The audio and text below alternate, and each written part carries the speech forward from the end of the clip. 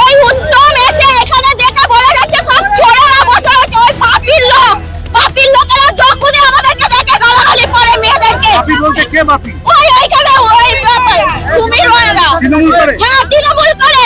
দুটো পার্টি একই পার্টি। আমরা কি বিজেপি নাকি? আমাদেরকে চোর বলা যাবে আমরা তো তৃণমূল করি। ওই ওই সোনাল ব্যানার্জির লোক। আমরা চিনিও না, আমাদেরকে কেন ওরা বলে যাবে চোর?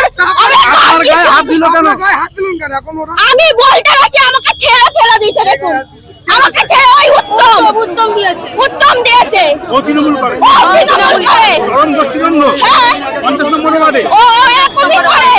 পোস্টার লাগাতে আসলে মেয়েদেরকে গালাগালি করে, নোংরা গালাগালি করে।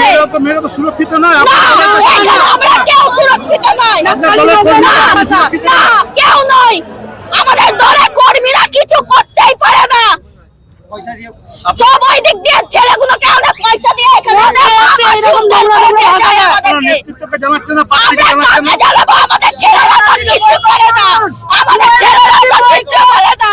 আপনি কি থানায় কোনো অভিযোগ করবেন? হ্যাঁ অভিযোগ করবো। ওই উত্তম আর ওই বাপের বিরুদ্ধে। ওই সুনীল মহিলাই সময়। আমার নাম প্রিয়াঙ্কা দাস। কোন জায়গা? কোনা চেকপোস্ট। দুপক্ষ থেকে ঝগড়া হয়, কিন্তু এখানে এই ঝগড়াটা তৃণমূলী গোষ্ঠীদ্বন্দ্ব। কিন্তু দুটো পক্ষ যে ঝগড়া করছে, মানে তারা হচ্ছে আজ 4টে বছর আগে থাকতে এরা প্রচুর বদমাইশি করছে। আর সেই ঝগড়া সেই জিনিসটা হ্যাঁ এটা মনোজের সাথে মনোজ জিনিসটাই এই জিনিসটা খারাপ করে দিয়ে গেছে।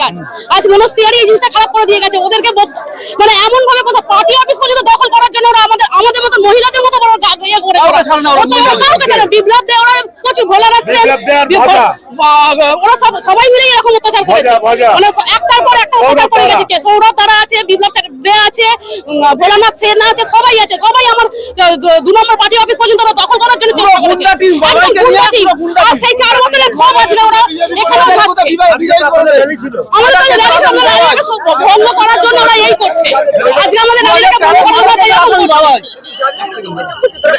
তারা প্রত্যেকে কিন্তু তারা বিজেপি থেকে তৃণমূল এসেছে। তারা কেউ কোনোদিন তৃণমূল থেকে তৃণমূলে যায় না, বিজেপি থেকে তৃণমূলে এসেছে। তারা প্রার্থীর সামনেই তাই ঘটনা আমাদের তো এটা আমাদের মান সম্মান হানি হলো ওদের সাথে ওদের জন্য। ওরা এটা প্ল্যান ছিল ওদের। আতঙ্কিত হয়ে গেল। হ্যাঁ তাতে আতঙ্কিত হয়েছে। কিন্তু এবার তাদেরকে সামলাতে হবে আমাদেরকে।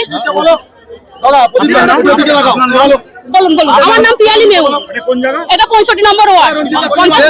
তাই এখানে যে ডাক্তার বাবুকেই তৃণমূল বালির সর্বনাশ করে এখানে পাঠান না কেন, ওনার হাতে শিবপুরবাসী পড়লে তারা যে সেরে উঠবে তা নয়, তারা যে আরো পেশেন্ট হয়ে যাবে এটা নিয়ে আর কারুর তফাৎ রইল না। যে দলের কর্মীরা নিজেদের মধ্যে রক্তাক্ত হচ্ছে, মারামারি করছে, একে অপরকে চোর বলছে, আমরা বলছি সব কেন বলছেন?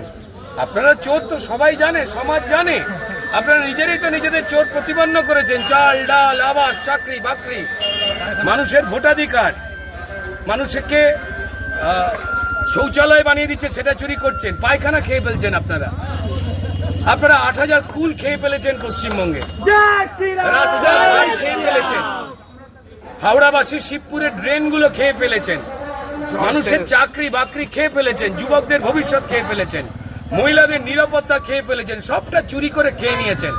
তারপর তৃণমূলীরা নিজেদের কালকে যে চোর বলল, এটা বড়ই বেশি ব্যথা পেয়েছি। আমার মনে হয় এখান থেকেই রানাবাবু বুঝতে পেরে গেছেন যে তার জামানত বাজেয়াপ্ত করবার জন্য আর কাউকে লাগবে না। শিবপুরবাসীর অভিশাপ তো তাদের ওপর রয়েছেই, যাদের ড্রেনের জলে তিনি ডুবিয়ে মারার প্ল্যান করেছিলেন এই তৃণমূল। আর বাকি তৃণমূলের নিজের কর্মীরাই প্রমাণ করে দিল।